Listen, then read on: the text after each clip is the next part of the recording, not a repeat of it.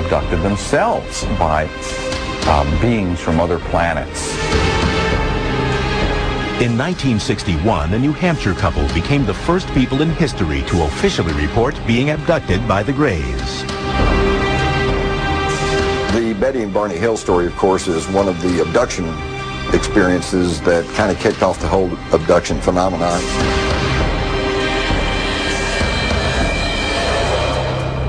When we come back, Betty Hill, in her last on-camera interview, recounts what the GREYS did to her and her husband.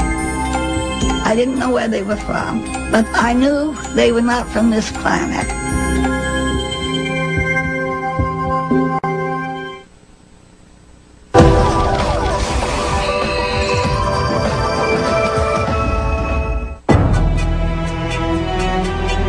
The case of Betty and Barney Hill remains the seminal alien abduction tale.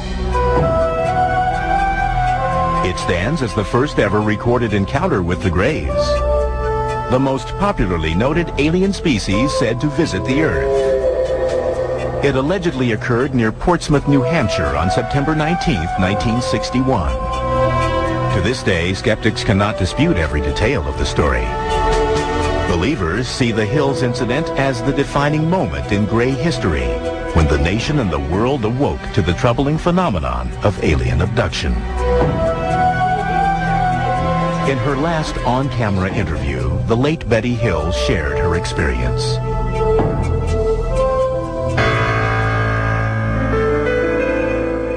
My husband Barney and I are returning from Montreal, Canada. We're traveling down through the White Mountains of New Hampshire when we suddenly spot what we thought was a new star in the sky. And as we watched this,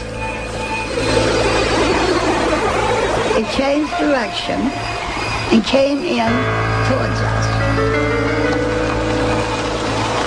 Barney pulled over, grabbed a pair of binoculars, and stepped out of the car to get a closer look at the menacing flying object. Betty Hill's niece, Kathy Martin, was a teenager when this incident occurred. At that time, through the binoculars, he saw the leader, what he called the leader, and crew members. There were people looking down at him. And as he's watching, it began to descend.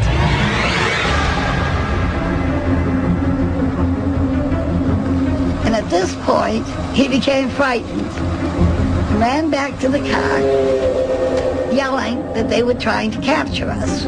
She was screaming to him, "Barney, you damn fool, come back here. Get back here." They sped off. A short while later, they heard a buzzing sound. They turned onto a logging road and stopped. There was a roadblock, and there were people in the road. The people approached the car, and they realized at that point that they were not human, that they were the people that Barney had seen in the UFO. This is where their memory lapsed. The next thing they fully consciously remembered was they were driving down the highway again, and they proceeded home. When the Hills noticed the time, they realized that about 2 hours had elapsed that neither of them could account for. That was just the beginning of a mystery that would soon unravel. For nearly 2 years after their experience, the Hills had troubling nightmares. They went to several medical specialists and eventually were referred to Dr. Benjamin Simon, a highly respected Boston psychiatrist and neurologist with an extensive background in hypnotic therapy. Dr. Simon told us these UFO people had caused us to have amnesia. And Dr. Simon removed the amnesia so that we could remember clearly all that had happened. They took us on board the craft, their craft, and we were taken into separate rooms. They were very human looking. They had 2 arms, 2 legs. The only difference basically were the facial features. The noses were very, very small. Almost no nose. Small lips, small nose. They examined my eyes, ears, nose, throat, skin, hair, and all. And then I was put on a table where they scraped my skin in an attempt to find out if our skin was alike or different. Hill says an alien conducted sexual experiments on them. They took semen from Barney. Betty may have had eggs extracted. He tried to insert a needle-like instrument in my navel, which caused pain, so he stopped doing it. And I was grateful for that.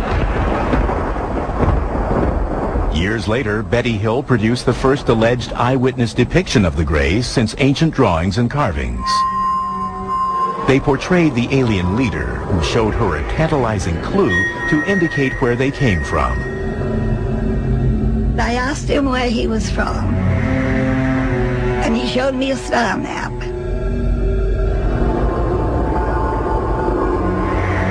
In a hypnotherapy session, a few years after her encounter, Betty drew a map of an alien star system. At the time, experts could not identify it. But then, in 1966, Marjorie Fish, an enterprising ufologist and amateur astronomer, became fascinated by Betty Hill's star map. Fish spent the next 7 years examining the map and constructing models, trying to match it to a known star system. It was only later, when a new star was discovered, that they found exactly what Betty had drawn on the star map. In 1973, after reviewing 23 star models, Marjorie Fish claimed to have found a fit. She declared that Betty Hill had drawn a star system some 40 light years from Earth, Zeta Reticuli. At the California Institute of Technology, Dr. Charles Beichman, one of the world's foremost astronomers, examined Zeta Reticuli. We have no way to possibly travel that far. We don't know of any way for any solid vehicle to go that sort of a distance. But relatively speaking, within the scale of the galaxy, it's a very nearby star. In a conventional Earth-based space shuttle, it would take nearly 1.5 million years to reach Zeta Reticuli. In addition to his duties with the California Institute of Technology and the Jet Propulsion Lab, Dr. Beichman is a leading member of NASA's Origins program. Their mission is to probe space for signs of life. He concedes that life is possible in the universe, maybe even on Zeta Reticuli. Here we're looking at the 2 stars in the Zeta Reticulum system, about 40 light years away. The binary stars could well have planets around stars like this. The system is old enough that, in fact, you could have a stable life having a